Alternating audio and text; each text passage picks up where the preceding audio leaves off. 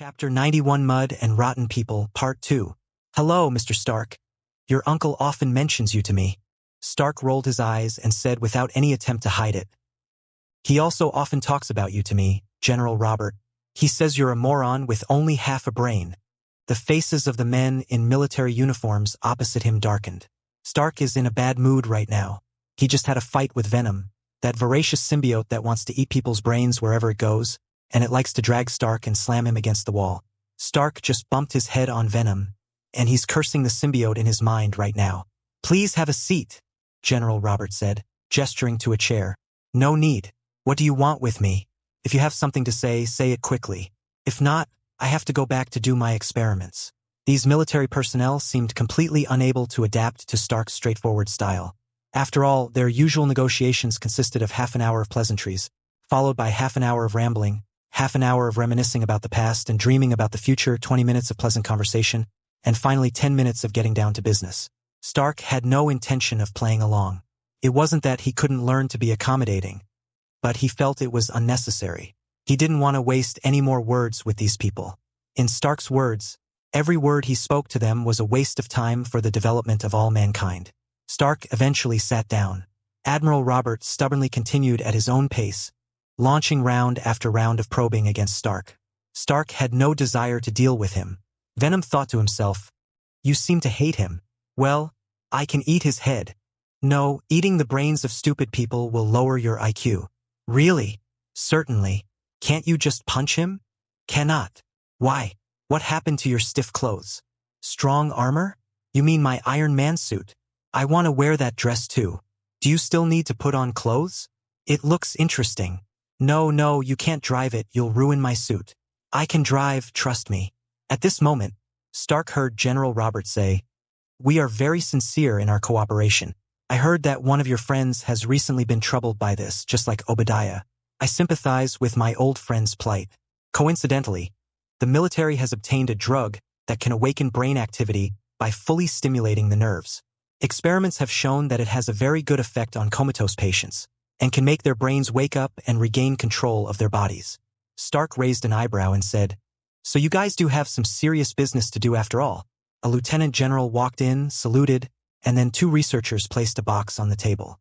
After the lid of the box was opened, white mist drifted out, and a syringe was placed in the center of the box. Stark had no particular knowledge of medicine or pharmacology.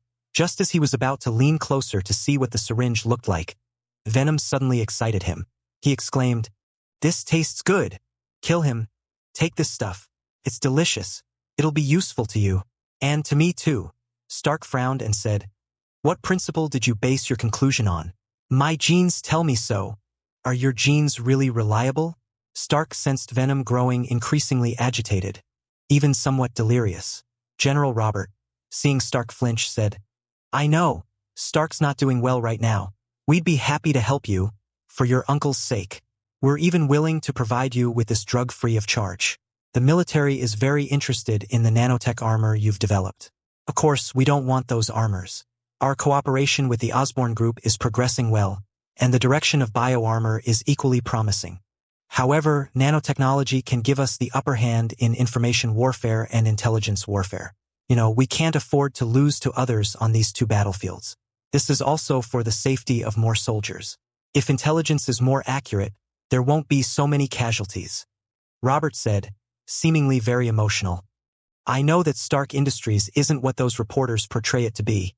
I know that Stark Jr., like his father, is actually a hero who cares about ordinary people. Looking at it from another perspective, cooperating with the military is also about saving the lives of more soldiers, after all." Just as Robert finished speaking, he noticed Stark trembling. He thought he had successfully broken through the genius's psychological defenses and was about to add fuel to the fire when he suddenly noticed a black, sticky substance climbing up Stark's neck. Then, in an instant, a huge black monster with sharp fangs appeared in his sight. Venom swallowed General Robert's head whole, grabbed the box containing the medicine, and smashed through the window to escape. This turn of events was completely unexpected. 1 second Stark was sitting there perfectly fine, and the next second, a blob of slime covered his entire body, turning him into a black monster nearly 3 meters tall. This black monster had a long, bright red tongue and a mouthful of sharp fangs. It bit off the head of an admiral in one bite and stole the potion. The others were in chaos, but soon, several helicopters caught up with Venom's running figure. Venom leaped rapidly across the rooftop, barely escaping even the machine gun fire from the helicopter. Venom stopped in an open area on the outskirts of the city and swung a rock at one of the helicopters. The unfortunate helicopter was hit by the rock and crashed into the helicopter while smoking. The other helicopter also ran out of ammunition and only dared to fly at a distance, not daring to get close. Before long, the armed forces arrived at the scene. The struggle between Venom and Stark for control of the body slowed down their escape. Stark desperately used his willpower to suppress Venom's excessive excitement. Finally, Venom regained some consciousness and returned to Stark's body. Stark returned to being a normal human, but he was now surrounded by layers of armed forces. Seeing Stark return to normal, their commander did not let his guard down, and several soldiers dressed in somewhat unusual attire came forward. Stark saw that they were wearing Jaegers, but these Jaegers were made using technology that Stark had previously provided to the military, and they looked somewhat old and outdated. Stark, on the other hand, simply pulled out a cigarette, and a brand new, beautiful suit of armor was donned. He made a mocking gesture with no small amount of pride and said, "These old, worn-out things you stole from me, you might as well take them back for your grandfathers to wear. They're better than a cane, aren't they?" About a dozen armored warriors stepped forward. The one in the lead looked around, then stretched out his arm and said, "Battle suit." Then Stark saw a gel-like film spread from the bottom of the mech, instantly covering the surface, sealing the gaps in the mech, and turning the entire mech into a single, integrated green biosuit. Stark instantly flew into a rage. "How dare you insult my work using Osborn's stupid methods?" Stark had never felt so angry, not even when the military used public opinion to smear him and then came out to play the good guy. Ultimately, what Stark is most proud of is the various inventions and creations made by his genius mind, and now, these people in the military are actually taking his Jaeger to the Osborn Corporation for modification.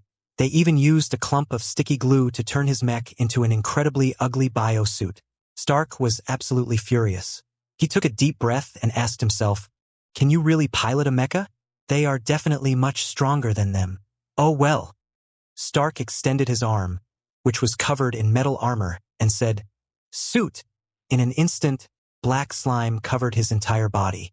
Unlike those sticky, soft gels, the black slime was like a powerful net, directly wrapping around every part of the suit. However, the nanosuit was not covered by the slime. Instead, it was systematically disassembled by the slime, transformed into new shapes, and covered the surface of the black monster's body. Venom was already nearly 3 meters tall, but now he has completely transformed into a steel monster over 4 meters tall. It was a monster covered in jet black armor. Venom seemed to have inherited Stark's aesthetic sense. Its body was no longer covered in pitted, slimy tissue, but in streamlined black armor. The head is no longer a big mouth full of sharp fangs, but has become a helmet with 2 pairs of spikes on each side of the head, a diamond-shaped steel eyepiece in the middle, and the lower half of the face is completely covered by a mask. It has to be said that this mecha looks incredibly cool. It's similar to the Venom type, but taller. The shoulders, legs, and wrists are covered with spikes made of metal wrapped in black slime. The mask on the head is somewhat like a gas mask, giving it a terrifying beauty and a wild charm that lies between metal and punk. More importantly, the mech is controlled by a symbiote that is mentally connected to Stark, which means that Stark no longer needs to operate it, but can control the mech as if it were his own arm. Stark shook his arm, finding the feeling absolutely wonderful. He could even clearly feel the texture of each outer component exposed to the air, which was the perfect sensation for a mecha fanatic. He is the battle suit, and the battle suit is him. "All right," Stark said. "I'll show you what real bioarmor is like." As soon as he finished speaking, he jumped up and landed next to the group of biomech warriors with a bang, punching one of them on the head. The biomech warrior was sent flying backwards, and Stark shook his fist in surprise.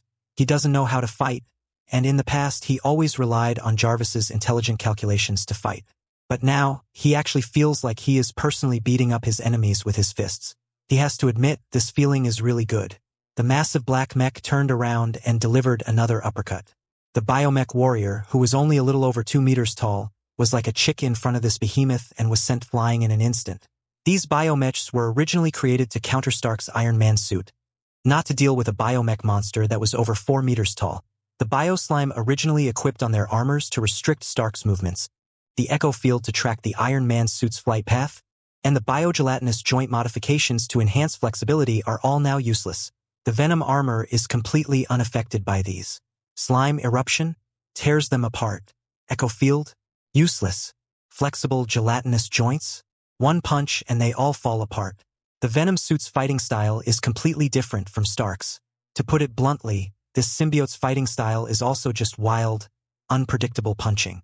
However, his ridiculously strong physical attributes and super-fast self-healing ability give him a huge advantage in this chaotic battle.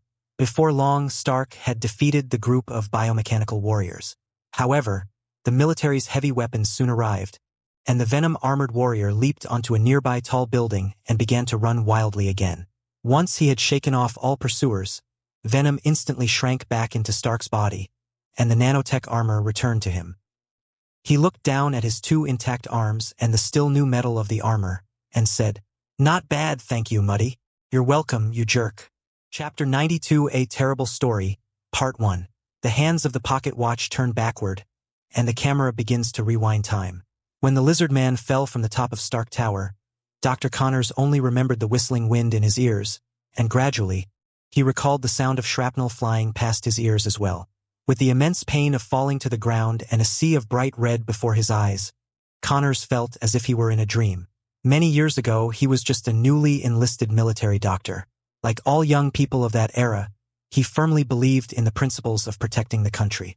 So he and his comrades participated in the war with full confidence. Connors could no longer recall the high spirits they had once shared. The brutality of the battlefield shattered all their dreams. Wounds, death, and bloodshed showed no mercy to anyone for ideals and ambitions.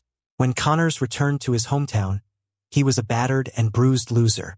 He received compensation and was then thrown into the sewer in the corner like a leaky garbage bag. This cruel society would not make an exception for his difficult life of being unable to take care of himself because of his past achievements and honors. He began to clumsily learn how to live with one hand, like a clown on stage, making people laugh with his distorted movements. The sounds of bottles and jars being knocked down by him echoed in Connor's ears. His dream deepened, and the few remaining colorful memories began to fade away, leaving only endless darkness. He remembered that one of the most talkative young soldiers in their squad had aged considerably when Connors saw him again, but he still told Connors with a smile that he would be saved soon, that the country had not abandoned him, and that he would soon be better. Most of these once passionate young people did not have the same level of education as Connors, and most of them had not attended university. Therefore, as long as they brought up some seemingly profound terms, they would feel that they had truly received a godsend opportunity to change their miserable lives. Connors learned of a secret military plan from his old comrade. The darkness in his dream grew ever deeper. Connors only remembered the cold light of the computer screen flashing in his vision. When he saw the information recorded in a certain text, he knew that from now on, he had to shut his mouth and remain silent forever. This horrific scam doesn't need any sane supporting characters. After losing an arm, Connors also lost the ability to speak, becoming mute. Countless data and information became clearer and clearer in his dreams, surrounding and engulfing him. The intense guilt and the pressure that drove him almost mad completely overwhelmed him. Connors made up his mind then and there that if life was destined to be a downward fall, then he would do what he was doing now. Even if he was to die here, he had to leave a deep and painful mark on this land.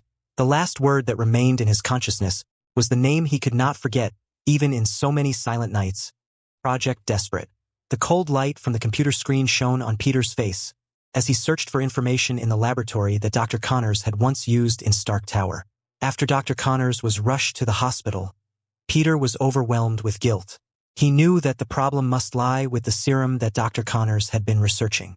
Since he couldn't help with the rescue, he wanted to start by looking at the research data on the serum to see if he could find a way to counteract it.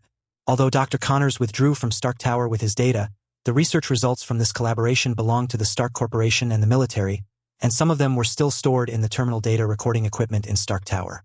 Peter knew that Dr. Connors had the authority to change the data on these devices, and he wanted to find some clues. What puzzled Peter was that the data device used by Dr. Connors was too clean. No one could have even deleted all the records from the calculator on it, leaving nothing but a series of numbers as the results. Peter found it strange. Dr. Connors was not that kind of person. He was very rigorous in his academic research and would not do something like deleting all the solution process and leaving only a seemingly plausible answer. Peter searched the computer relentlessly and eventually found some clues. He noticed that certain combinations of numbers seemed to follow a pattern. Peter began typing rapidly, the blue light from the screen reflecting off his face and into his eyes. After a while, the light changed, and Peter said, "What is this?" "A website address. Because this type of data terminal device is not allowed to connect to the internet." Peter had to turn to Jarvis for help. Jarvis analyzed the URL and found that it pointed to an encrypted website. This website was encrypted in layers, but this did not stop Jarvis. Soon, Jarvis obtained an image from the website. Peter stared at the holographic screen in front of him and said, "What is this? It looks like a child's doodle or abstract drawing. Are you sure this is what that heavily encrypted website is trying to protect?" "That's all we have, Mr. Parker." In the somewhat dark laboratory, Peter crossed his arms and stared intently at the messy lines on the drawing. It was a blank sheet of paper with many black lines that looked completely random, as if it had been scribbled on with crayons. Peter frowned, looked at it for a while and said, "No, this picture shouldn't be viewed like this. Jarvis, could you please flatten this picture and make the lines on it 3D? Is that so, sir?" Jarvis did as Peter said, but it still turned out to be a complete mess. Peter said, "Yes, that's right. Can you straighten them out? Just like the current turning pattern." In less than a second, the pattern that was originally a tangled mess of black curves transformed into a pattern of zigzag lines. Peter's eyes widened. "It's a map of the New York sewers." He quickly opened his backpack, took out the piece of paper he had been writing down, and compared it to the paper, saying, "Yes, that's right. It's a 3D sewer map. Look, this is the road I always take. I'm absolutely sure I'm not mistaken. I've been wandering around in there for days. But what's the point? Why would Dr. Connors hide this map? Shouldn't someone be able to figure out the route by spending a few days wandering around the sewers?" Peter scratched his head, continued looking at the pattern, then turned it around and compared it to the route he had obtained. "No, there seem to be a few wrong paths here. Like here, this should be a right turn after going down one step, but why does it show a left turn? There's no manhole cover here either. And where these paths intersect, that reservoir. Dr. Connors is pointing to that reservoir. But what's there? That laboratory. But..." Peter thought for a moment, quickly put away the map in his hand, grabbed his bag and said, "Jarvis, keep in touch with me. I might need your technical support later." "No problem. Mr. Stark has granted you access to the vast majority of technical support." Peter grabbed his backpack and ran quickly out of Stark Tower. He found the nearest manhole cover and crawled inside. He darted through the sewers and soon arrived at the reservoir where the laboratory he had burned down was located. Upon opening the door of the maintenance station, where charred marks remained, Peter realized something was amiss. Although the maintenance station resembled an evil laboratory, it was only an illusion. Peter found no useful information there. On the contrary, there were all sorts of specimens here, including some unidentified organ specimens. As an insider, Peter knew that biological experiments were often not like what ordinary people thought, involving corpses. These specimens, which had been soaked for a long time, were completely useless. Now that he knows this lab is Dr. Connors' creation, it seems even stranger. Dr. Connors is an expert. Why would he meticulously arrange a bunch of equipment and specimens that are completely useless in experiments here? It's as if he deliberately wanted people to think this was a biological laboratory. Everything here seems designed for laypeople, fulfilling their fantasies about some wicked scientists. Peter didn't know that the owner of this place was Dr. Connors before, and he didn't pay attention to this strangeness. But now that he's here again, Peter recalls the scene in the laboratory he saw before. It's more like a carefully arranged stage than a real biological laboratory. Peter was increasingly confused. If this wasn't where Dr. Connors was actually conducting his experiments, then why would he hide a clue here? What did it refer to? Peter searched the place relentlessly, feeling around on the walls and floor for any possible hidden doors, but he found nothing. Peter left the maintenance station somewhat disappointed.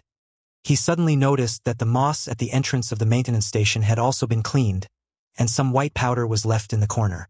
Peter began to think quickly. He remembered that on the way here, some places had been cleaned of moss, while others had not. He ran a few steps forward and saw a corner where there were also traces. Peter followed these traces that had been deliberately altered and found that there were traces on a staircase leading down the same road. but not on the road further ahead. Peter followed the trail where the moss had disappeared, and eventually, the trail led him to the very end of the sewer. There is also a maintenance station there. The door to the maintenance station was unlocked, and the inside looked like it had been abandoned for a long time. After all, this was the lowest part of the New York sewer system, a truly dark and sunless place. Peter opened the door and was greeted by an ordinary maintenance station, piled with some messy boxes and cleaning tools that hadn't been used in a long time, looking like something from the last century. Peter waved his hand in front of his face to brush away the dust. He opened all the boxes and found a box containing an unidentified object at the very bottom. When Peter opened the box, he found a device he had never seen before. It was a square, black device with an antenna. Peter took out his phone, snapped a picture, and then called Jarvis. Jarvis quickly told him that it appeared to be an old data terminal with a signal transmitter. Although it was an older version, its power was still quite good. "So what's here?" Peter asked. "You can bring it to Stark Tower, and I can physically hack it." So Peter put the data terminal in his backpack and left with it on his back. Chapter 93: A Terrible Story, Part 2. Inside Stark Tower, a data cable was plugged into the terminal, and Peter was fiddling with a computer. Jarvis said, "Data transfer complete, 3%, 2%, 1%. Peter's computer screen lit up, and Peter said, "Received. Let me see. Good heavens. What is all this?" Countless documents and data appeared before Peter's eyes. He said in disbelief, "What is this?" "These look like military personnel files. Lawrence, 35 years old. Lost both arms. Experiment subject number 3022. Someone is experimenting on these disabled veterans. My God. Wait, what is this? The desperate plan?" Peter began typing rapidly on the keyboard, the screen light flashing incessantly on his face. As he continued browsing, his complexion worsened, even turning deathly pale. "Mr. Parker, we have detected a problem with your heart rate. Please stop immediately and take a deep breath." Peter lowered his hands, staggered back a few steps, then swallowed hard and said in a dry voice, "We may have discovered a tremendous secret."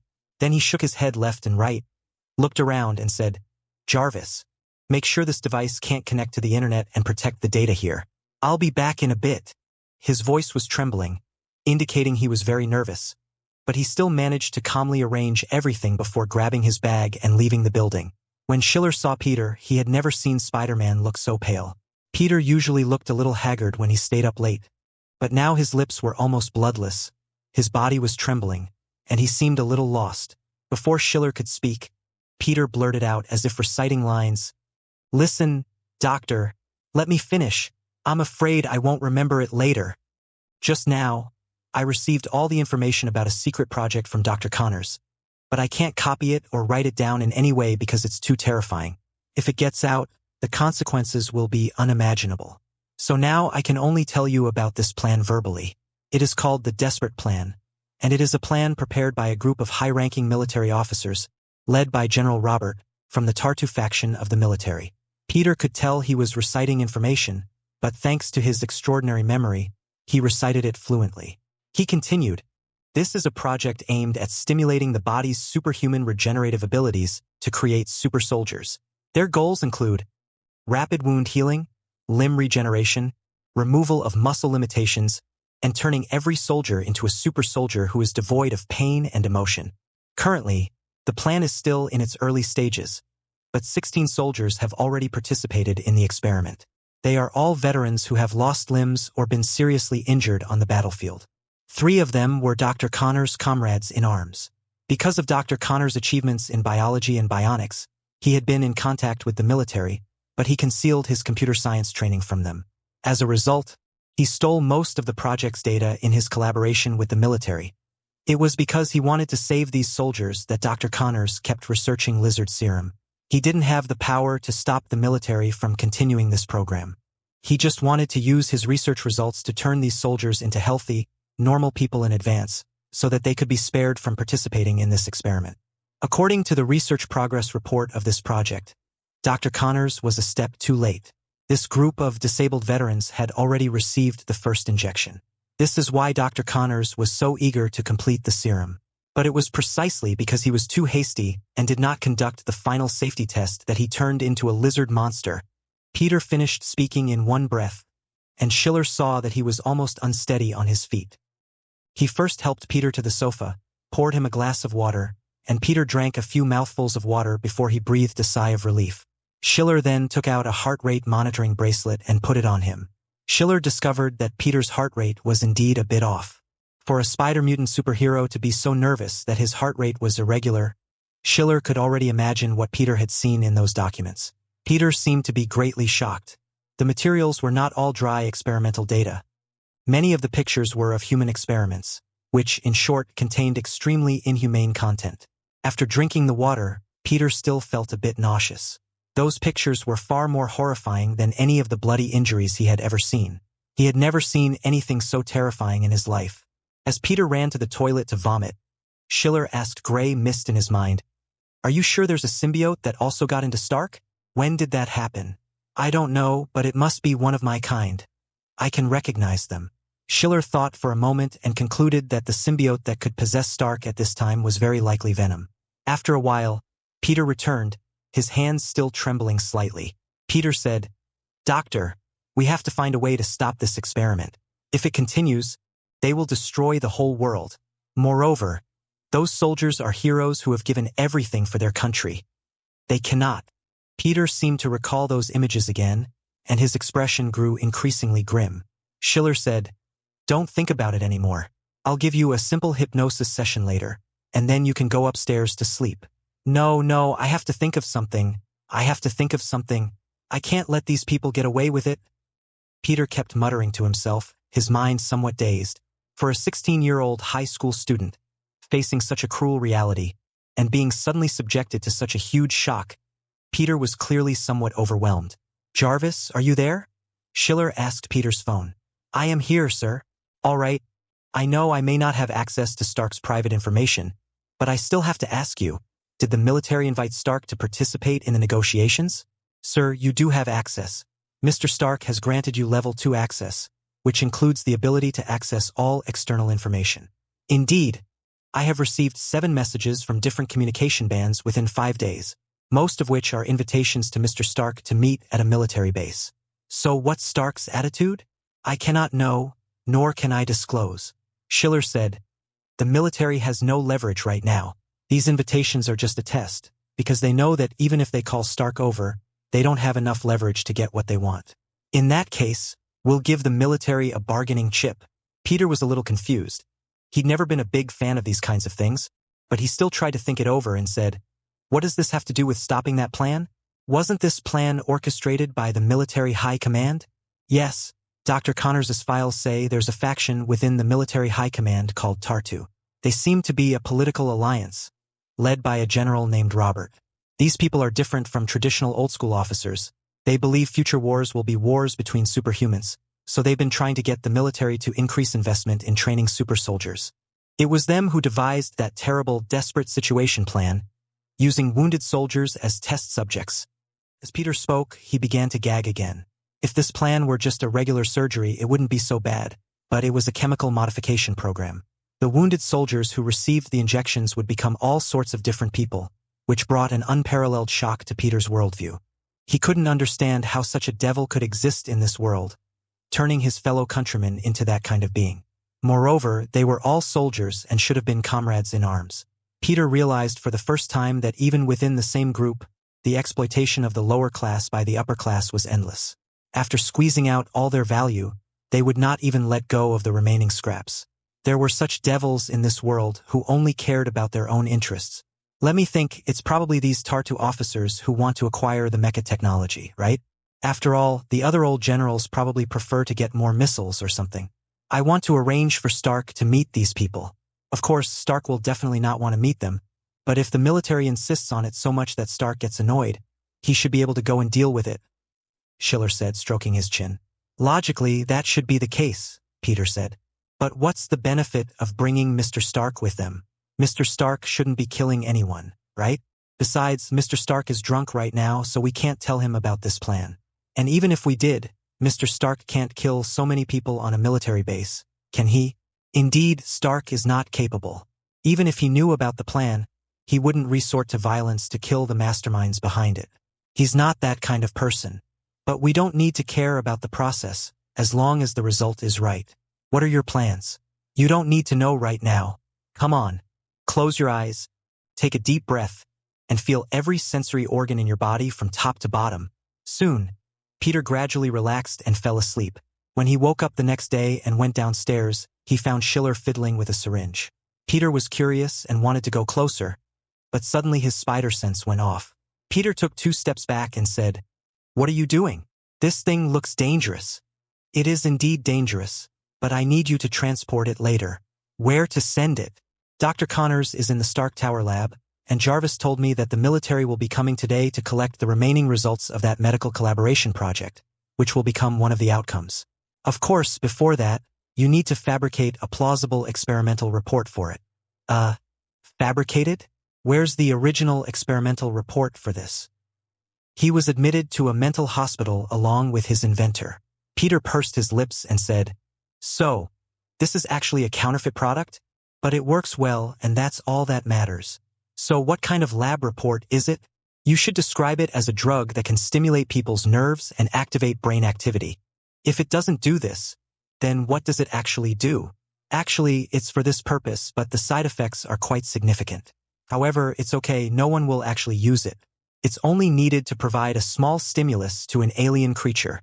Peter was a little confused. How could this involve extraterrestrial beings? He took Schiller's statement as a metaphor he didn't understand and skipped over it. But in fact, Schiller was telling the truth, because the syringe contained a highly concentrated venom of fear. Chapter 94, A Terrible Story, Part 2. All coincidences in this world actually contain an underlying inevitability. The fact that something could happen to stimulate an alien race that no one had ever known before was, of course, the result of countless experiments conducted by another host of this alien race. The injection that drove Venom mad was certainly not just a coincidence. Only criminals can defeat criminals, and only symbiotes can defeat symbiotes. Based on his experience with Grey Mist, Schiller determined that the highly concentrated fear venom could provide a great stimulus to the symbiote, a species that feeds on emotions. According to Grey Mist himself, because of his special constitution and being a special species among symbiotes, he had a high immunity to fear venom, but other symbiotes would absolutely not be able to resist the stimulus. Symbiotes feed on emotions. It's an unchangeable hunting instinct etched into their genes. Fear gas can instantly push this instinct to its peak. Even the gray fog under system control has a tendency to become addicted to this high-proof alcohol. For other symbiotes, this is more than just alcohol. It's like a drug addict on the verge of madness finding a pill that he can just swallow. No symbiote can resist this kind of stimulation. While the symbiotes are not entirely evil, this cannot conceal the savage nature inherent in them as a first-generation native race, or rather, the chaotic will that NAL brought into their creation. Schiller knew that venom might have already passed through Deadpool's body, and with Deadpool's character, did he even know what rules were? Therefore, once venom is stimulated into a frenzy, none of the officers who invited Stark to come over will survive. So when Schiller learned from Coulson's phone call that only Robert had died, he was somewhat surprised. It seemed that Stark's will was stronger than he had imagined. He had actually controlled Venom in an instant, preventing him from going on a killing spree. It was a real pity. Soon after, Coulson himself rushed over and said, "That black monster went to the streets of Brooklyn. Captain America has gone to stop him. What's going on? Why did Stark suddenly go berserk? Why is he eating human heads? What is that black thing? Is it some new mech he developed?" "I don't know," Schiller said, shrugging. At that moment, Nick Fury's voice came through the walkie-talkie on Coulson's waist. "Why did Stark suddenly go berserk?" "I have no idea. Aren't you a psychologist?" "I am a doctor, not God. Didn't he show any signs before?" Schiller pretended to think for a moment and said, "Speaking of which, there is indeed one. The last time I treated him psychologically, he claimed that he had developed a second personality. That personality said that he was some kind of alien symbiote. I think it was because he was under too much pressure. I gave him relaxation therapy, but it didn't seem to have any effect." "Symbiote? What's that? What else did he tell you?" "He said it seemed to be some kind of alien race looking like black mud. He said this race had a strong learning ability and could even read the host's memories. Stark said he had just told the symbiote some knowledge about mechs, and it had already grasped it all." "You mean this symbiote possesses Stark's memories and abilities? And can even build mechs like Stark?" Then Schiller heard a chaotic commotion on Nick's end. followed by Nick yelling, "Stop all plans to use heavy weapons? Don't provoke Stark." What? The military is preparing to launch missiles? Damn it. That's S.H.I.E.L.D. property. Go tell those idiots. The alien symbiote on Stark was dropped by S.H.I.E.L.D. I don't care if he has a file or not. Get one made for him right now. All the unidentified creatures in New York were dropped by S.H.I.E.L.D. Is there a problem with that? So what if a lieutenant general died? This is an alien invasion. He only died.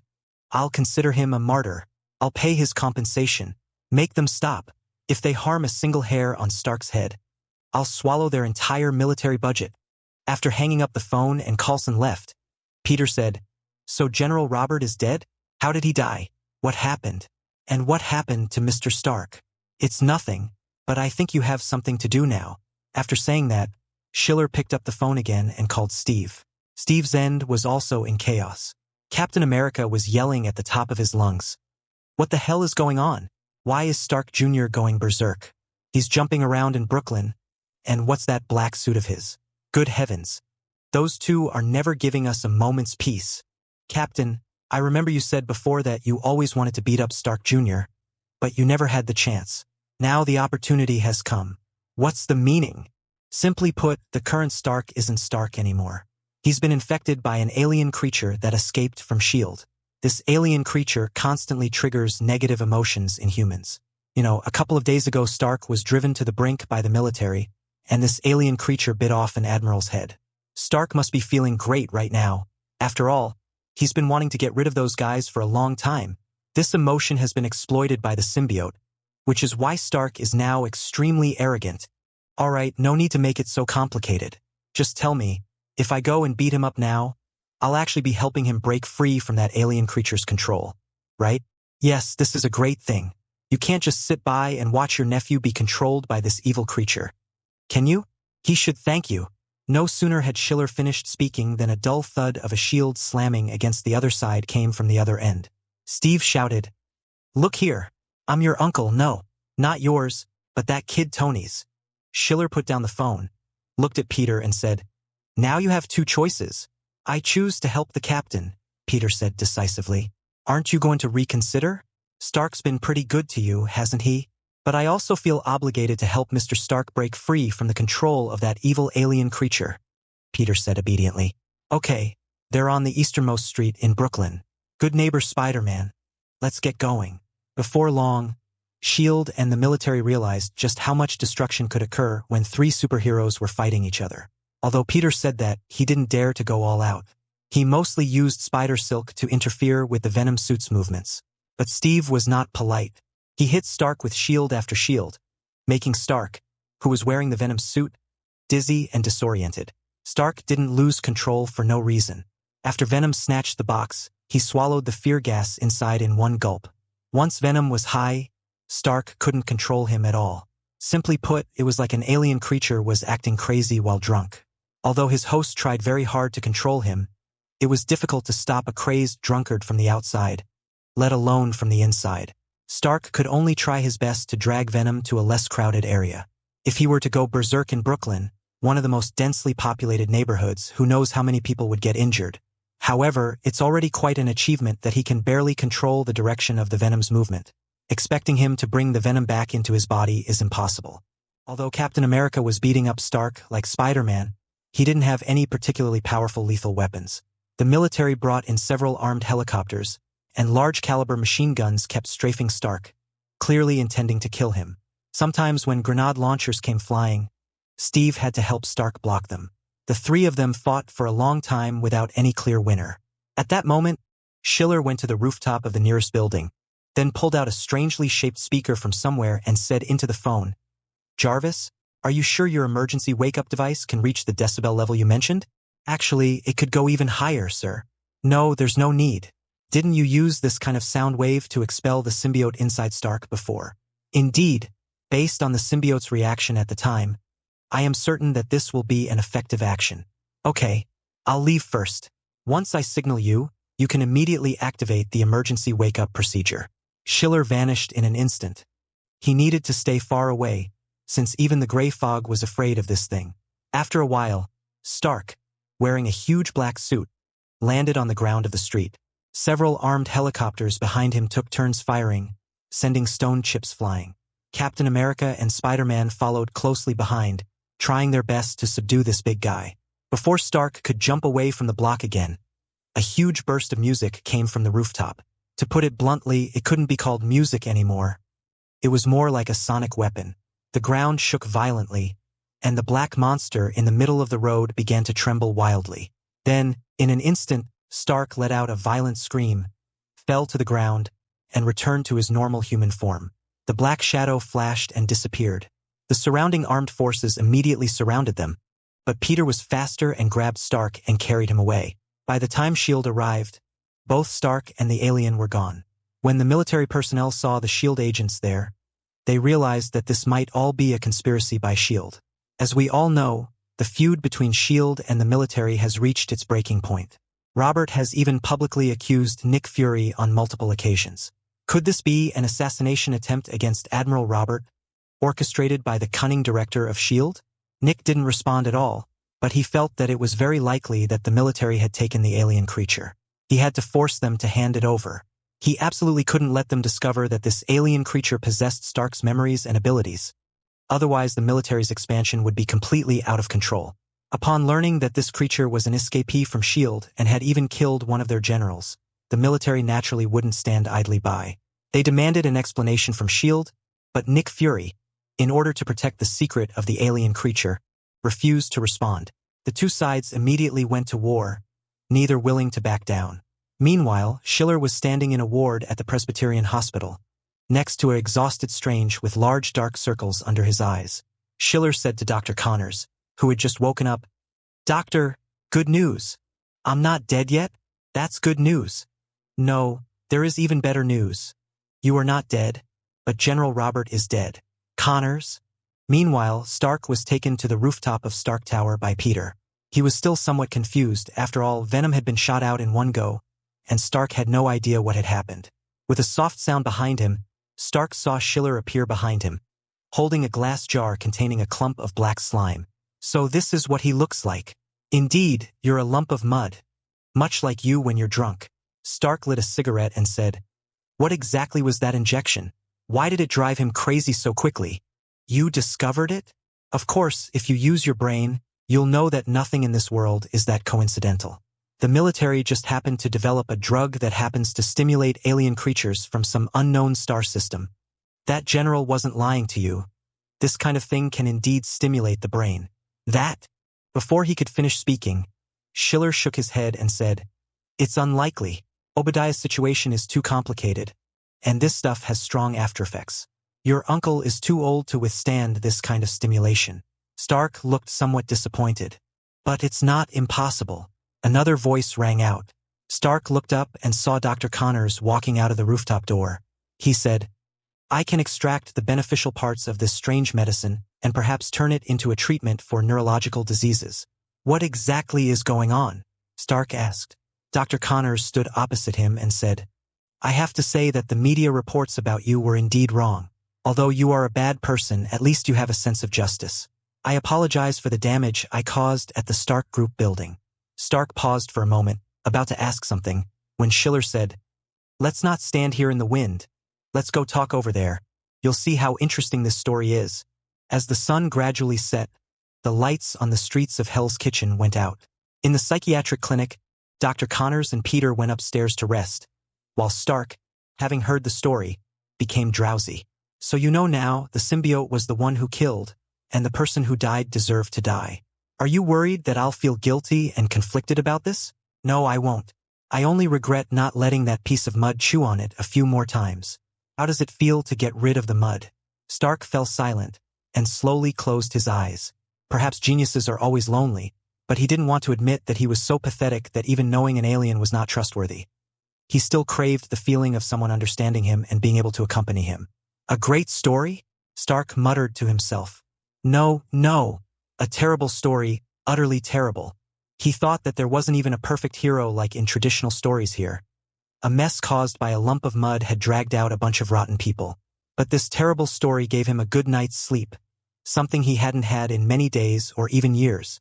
A few days later, one morning, as the first rays of sunlight streamed in, Schiller, who had just gotten up, opened the stopper of the glass jar and dropped in a chocolate ball. The pile of black sludge immediately enveloped the chocolate ball, then suddenly froze. Afterward, the black sludge twisted its liquid body and emitted a series of pleasant brainwaves.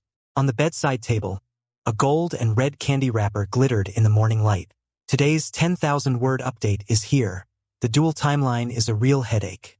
I originally wanted to tell both stories simultaneously, but I found that the writing style of this article couldn't withstand such rapid scene changes.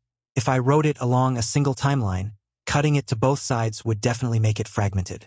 So I decided to write it along two separate timelines. Thinking about storyboards gives me a headache. Chapter 95, The Little Spider's Great Wisdom, Part 1. Hello, Dr. Ethan. This is Dr. Connors. You two will have a lot in common. Schiller introduced to Ethan. Hello. Ethan and Connors shook hands, and Schiller continued. I remember you both have experience teaching at the University of California, right? Oh, right, that's right, Ethan said. I taught physics at the University of California for 6 months. That was several years ago. I'm in a similar situation, except I was a visiting professor, so my teaching period was shorter, and as you know, biology wasn't highly regarded back then. Remember those brats who caused such a mess at that graduation party? Oh, you mean the Onion Club? Of course I remember. Those sheep ran rampant on campus for 3 or 4 days. I heard that Professor Frank even got his ass kicked. Ha ha ha ha ha ha. After chatting for a while, Schiller subtly steered the conversation, and soon Ethan remarked with a touch of Dankai, a complex emotion encompassing both adversity and life-threatening situations. That was truly a near-death experience, wasn't it? They didn't have the advanced methods for disposing of corpses. I went into shock, and they just threw me into the mass grave. Luckily, a kind-hearted scavenger noticed that I seemed to be alive and dragged me out.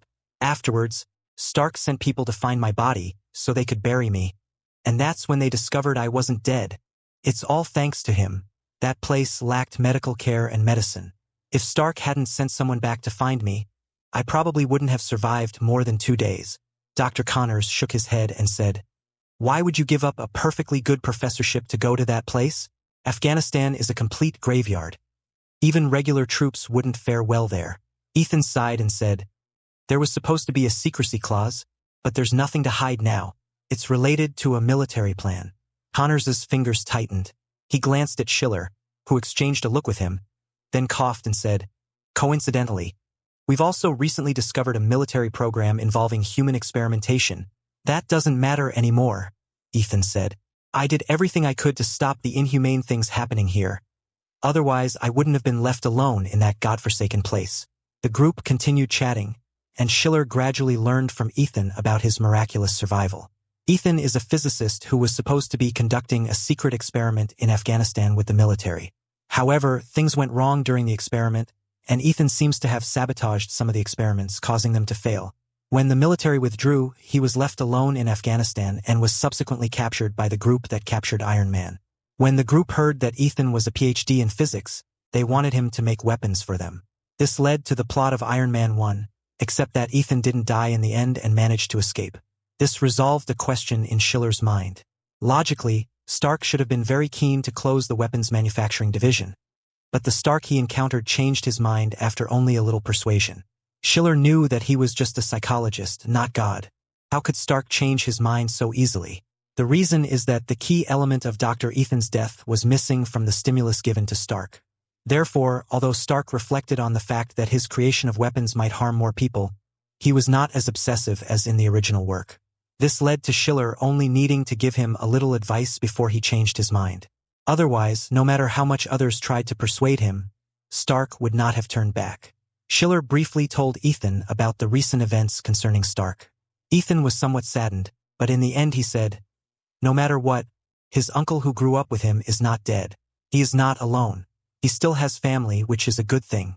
People always need something to care about so that they don't fall into despair and can't turn back. The three continued chatting in the psychological clinic. They actually had a lot in common because they were all at similar levels of education and had many similar experiences. In fact, all three are alumni. Dr. Connors has 3 doctoral degrees, while Ethan and Schiller each have 2. They have also taught at many different schools, with 1 or 2 schools overlapping. They always have a lot to talk about when discussing these experiences. A moment later, The clinic door opened softly, and Peter entered with his backpack. He was immediately overwhelmed by the aura of academic excellence emanating from the room. He said, did I come at the wrong time? I'll come back later." Before he could slip away, Dr. Connors stood up, grabbed him, put his arm around him and walked over, saying, Look at our genius kid, Ethan. This is Peter, still in high school, but he did very well during his internship in my lab.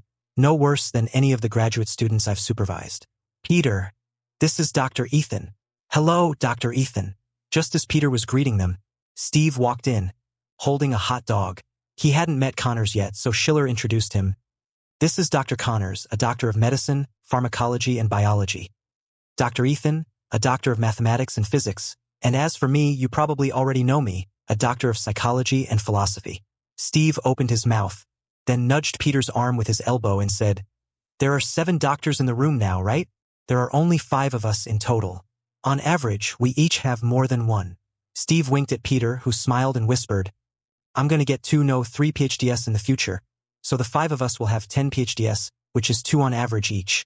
Then I have 2 doctorates now, thank you so much." After saying that, the 2 of them huddled together and laughed. The group sat down, and as is typical of their conversations, the topic inevitably turned to the youngest member. Ethan asked Peter, "Have you decided on your future major? Which university are you planning to apply to?" "I haven't really thought about it yet," Peter said shyly. "Although my grades are pretty good right now, I'm not very confident about applying to those top universities. After all, there are just too many people with good grades. Don't worry, we can write you recommendation letters, but of course, you also have to work hard yourself. Otherwise, even if you can get into a university, graduating will be a difficult task." "You're underestimating him," Dr. Connors said. "When he interned with me, he showed absolutely top-notch talent. I think he could easily go straight to graduate school now, let alone university." "Oh, don't say that, Doctor. I'm still far from good enough." Connors noticed Peter's lack of confidence. He wasn't being modest, but rather seemed genuinely insecure about himself. He gave Schiller a look, and the two went to the rooftop to smoke together. Schiller said, "Peter's family wasn't well off before, and he was quite ostracized at school. Even though his grades were pretty good, he still had to worry about college tuition every day.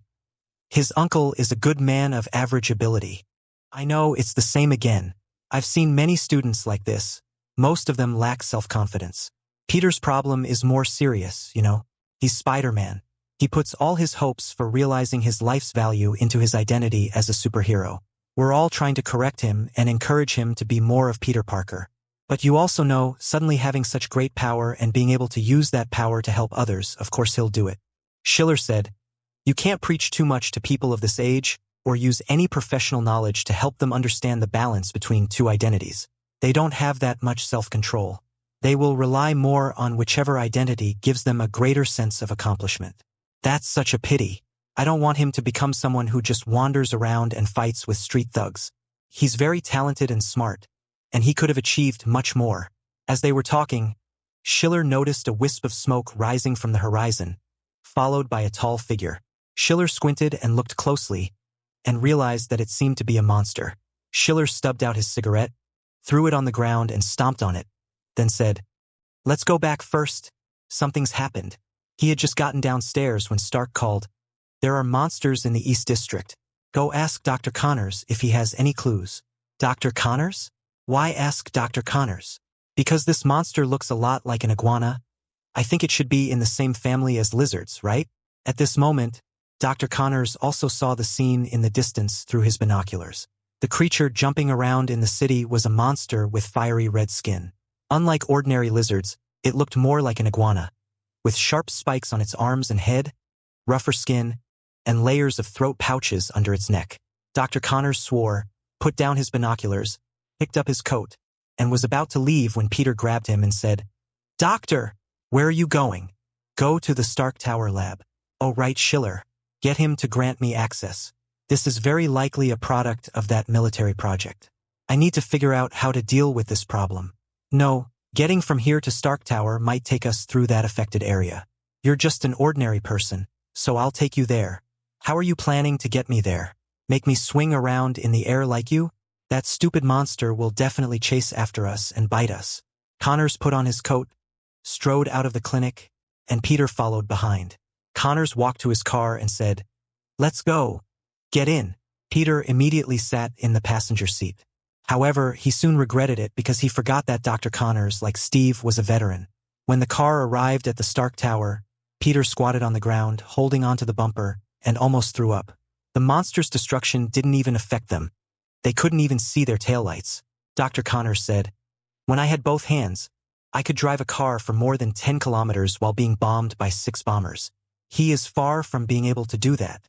After he finished speaking, a thumbs up slowly extended from the front of the car's engine.